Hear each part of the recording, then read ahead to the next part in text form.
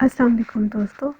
आज मैं आपकी खिदमत में कहानी लेके हाजिर हुई हूँ। उसका नाम है घर की बात। अस्सलाम वालेकुम। अम्मी मरियम ने घर में दाखिल होते ही पुरजोश आवाज़ में सलाम किया। उसके पीछे उसके दोनों बेटे भी थे। घर में मुकम्मल खामोशी छाई हुई थी। नानो कहाँ है? बच्चों ने मरियम से सवाल किया। इधर हूँ बेटा, मारिया बेगम ने किचन से बाहर आते हुए कहा। बच्चे लपक कर नानो से लिपट गए। मारिया बेगम ने बच्चों को खुद में ही समेट लिया और बारी बारी दोनों के माथों पर बोसा दिया। अरे हमारी बारी कब आएगी, या फिर ऐसे ही लाइन में लगे रहेंगे? मरियम ने नाज से कहा। अरे बुलुंगड़ो, तुमने तो मुझे अपनी बेटी ला दिया।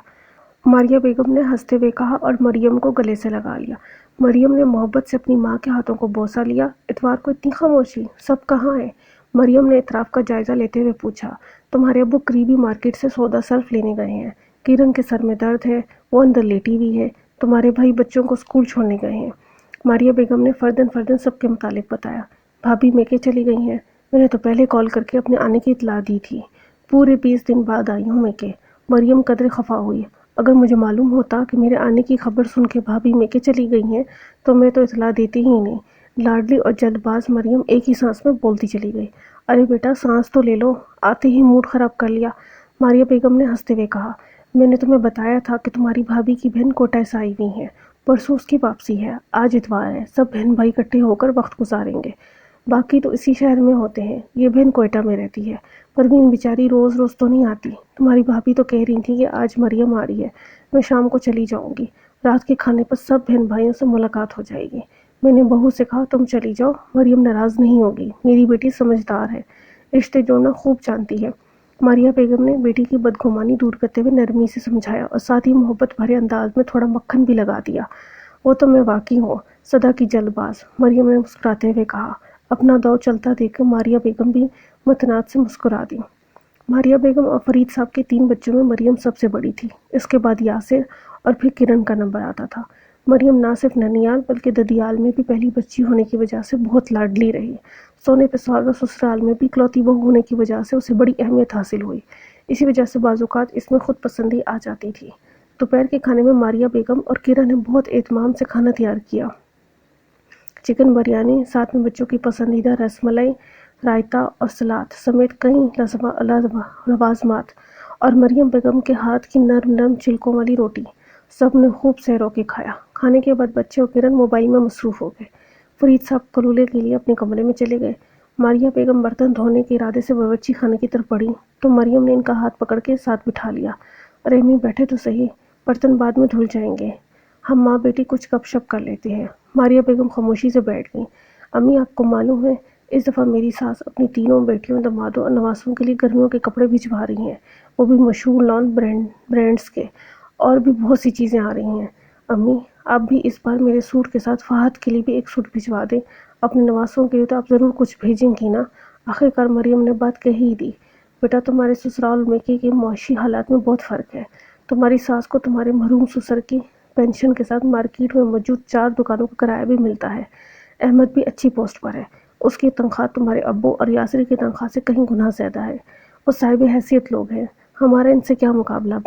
बेटा ब्याही बेटियों को ईद पे देना दिलाना तो होता है, मगर गर्मियों के लिए अलग से देना हमारे लिए आसान नहीं। वैसे भी कई सालों से ईद गर्मियों में ही आ रही है, इसलिए हम तो ईद पर ही लोन के सूट दे देते हैं। तुम तो जानती हो, तुम्हारे अब्बू और यासिर की आमदनी से घर का गुजारा ही मुश्किल से होता है। यासिर खुद बाल बच्चों वाला है, बच्चों के हज़ारों अखराजात होते हैं। शुक्र है हमारी बहू भली है, उसने अपने पैसों को कभी अलग नहीं किया। तुम्हारी खाला अगले साल किरण की शादी की बात कर रही हैं, इसका जहेज़ भी तैयार करना है। तुम महंगाई का हाल तो देख ही रही हो, जैसे अफरियत बनकर हर चीज़ को निकलने पे तुली हुई है। ऐसी महंगाई में बेटी का फ़र्ज़ खुश असलूबी से पूरा हो जाए, ये भी अल्लाह का बहुत बड़ा करम है। माँ की बातें सुनकर मरियम परेशान हो गई। अम्मी मेरी सास क्या कहेंगी, एक ही प्यारी बहू है, और अगर ऐसे भी गिफ्ट ना दे सकें तो। मेरी सास 3 बेटियों को इतना कुछ देती है। मरियम की सुई वहीं अटकी हुई थी। अरे बेटा तुम्हारी सास बहुत अच्छी और समझदार खातून है। मैं तो रोज़ अल्लाह का शुक्र अदा करती हूँ कि मेरी बेटी के ससुराल वाले ना सिर्फ खुले हाथ वाले हैं बल्कि खुले दिल वाले भी हैं। तुम्हारी सास ने तुम्हें कभी पहनने ओढ़ने में कमी नहीं दी, अपनी बेटियों और तुम में कोई फ़र्क नहीं रखा, ना ही तुम्हारे मेके से किसी बात का गिला शिकवा किया। बेटा अच्छे और ख़ानदानी लोगों की यही पहचान है। माना कि दुनिया में अच्छे लोग कम रह गए हैं, लेकिन तुम्हारी सास और शौहर इन्हीं नेक लोगों में से हैं। बेटा अल्लाह का शुक्र अदा किया करो। حالات جو بھی ہوں اللہ تمہارے ساتھ ہے۔ ماریہ بیگم نے بیٹی کے چہرے پہ نگاہ ڈالی تو دل بسیج گیا۔ اچھا بیٹا تم پریشان نہ ہو، تمہارے ابو اور میں کچھ نہ کچھ کر لیں گے، انشاءاللہ ہو جائے گا۔ ماریہ بیگم نے دل میں جوڑ توڑ کرتے ہوئے اپنی پریشانی کو چھپا لیا۔ بیگم آپ کے شاہی ملبوسات سال کے بعد آ ہی گئے، لگتا ہے اس دفعہ ماسٹر صاحب نے سونے کی تاروں سے سلائی کی ہے۔ سلائی کی ادائیگی کرتے ہوئے مجھے ناچیز کی جیب خالی ہو گئی۔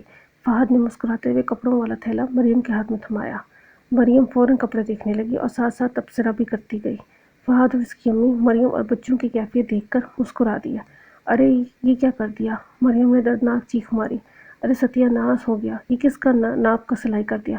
لگتا ہے ماسٹر صاحب اب سٹھیا گئے ہیں۔ مریم نے اسٹائلش سے گہری سبز رنگ کے سوٹ کو ساس اور شوہر کے سامنے پھیلایا، جو اس کے باقی سوٹوں کے سامنے خاصا چھوٹا اور چست لگ رہا تھا۔ ارے یہ تو کاکی باجی بڑی نند کوکب کا لگ رہا ہے، جو ویسے ہی بہت دبلی پتلی ہیں، کمزوری کی وجہ سے کوکب سے کاکی بن گئی ہیں۔ باقی بیٹا ایسے ہی لگ رہا ہے، ساس نے ہنسی چھپاتے ہوئے کہا۔ آنٹی یہ اتنا پیارا سوٹ تھا، میری امی نے دیا ہے، ڈیزائنر سوٹ، لگتا ہے ماسٹر صاحب واقعی بوڑھے ہو گئے ہیں، آپ ہی کے ناپ کا سی دیا ہے۔ ہاں بیٹا اس دن تم دونوں ساتھ ہی تو گئی تھیں ماسٹر صاحب کو کپڑے دینے، انہوں نے کوکب کا سمجھ کے اس کے ناپ کا سلائی کر دیا۔ بہو کو صدماتی کیفیت دیکھ کر ساس نے تسلی دینا ضروری سمجھا، جبکہ فہد مسکراہٹ دباتے ہوئے وہاں سے رفو چکر ہو گیا، کیونکہ اسے علم تھا کہ ماسٹر صاحب پر نکلنے والا غصہ اب اسی غریب پہ نکلے گا۔ میری امی نے مجھے اتنا پیارا سوٹ کتنے ارمان اور محبت سے دیا ہوگا، اگر ذرا سا ڈھیلا ڈھالا ہو جاتا تو دوبارہ بنوا لیتی، مگر یہ تنگ سوٹ اب کس کام کا؟ مریم نے اپنے فرابہ سراپے پر نظر دوڑاتے ہوئے افسوس سے سوچا۔ شریرہ بدن رکھنے والی مریم اب 2 بچوں اور اچھی خوراک کے سبب بھاری بھرکم لگنے لگی تھی۔ ضرور امی نے اپنی لاڈلی بہو کو دکھایا ہوگا، اس نے نظر لگا دی ہوگی میرے سوٹ کو، حاسد نہیں تو اور کیا، اس کی نظر بد نے میرا سوٹ برباد کر دیا۔ ہائے میری امی نے کتنی محبت اور ارمانوں سے خریدا ہوگا، پتہ نہیں امی اور کرن نے اپنی کتنی ضرورتوں کو پست پوش ڈال کے اس لاڈلی کی خواہش پوری کی ہوگی۔ تو دوستو کوئی بتلائے کہ ہم بتلائیں کیا؟ تو کیسی لگی آپ کو کہانی؟ کمنٹس کر کے ضرور بتائیے گا۔ اللہ حافظ۔